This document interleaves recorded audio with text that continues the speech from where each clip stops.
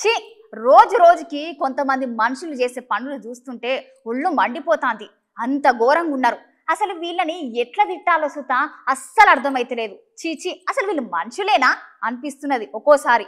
సిట్టం ఏంది ఇవాళ బాగా ఫుల్గా తిడుతుంది అనుకుంటున్నారా? అవునుల్లా, ఈ వీడియో చూస్తే తిట్టుడేంది, మీరైతే కొట్టినా కొడతారు. ఒకసారి మీరే చూడండి. రాష్ట్రంలో గంజాయి గుండెలు ఎక్కువైపోతున్నారు.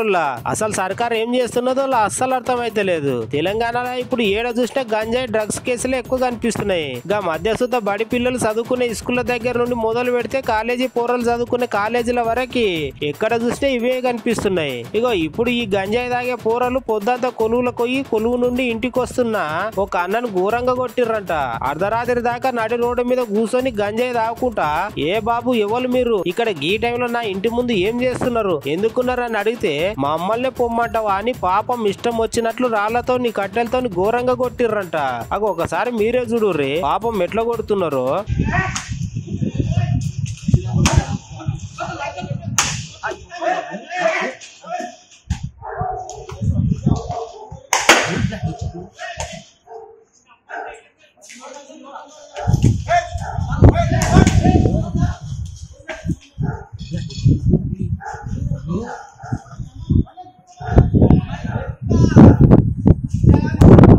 పాపం ఇక పూరలు కొట్టిన దెబ్బలకు అన్నకు పాపం మస్తుగా దెబ్బలు తాకినాయట. ఇక ఇంటి చుట్టూ పట్టున్నోళ్ళు పోలీసులకు ఫిర్యాదు చేస్తే అప్పుడు పోలీసులు వాళ్ళని అరెస్ట్ చేసిర్రంట. అసలు సర్కార్ ఏం చేస్తున్నట్టు మాట్లాడితే రాష్ట్రంలో గంజాయి డ్రగ్స్ అట్లాంటివి ఏం లేవు అంటారు కదా. మరి ఇప్పుడు ఇవి ఎక్కడి నుండి వచ్చినాయి అని మస్తుగా గరం అవుతున్నారు జనాలు.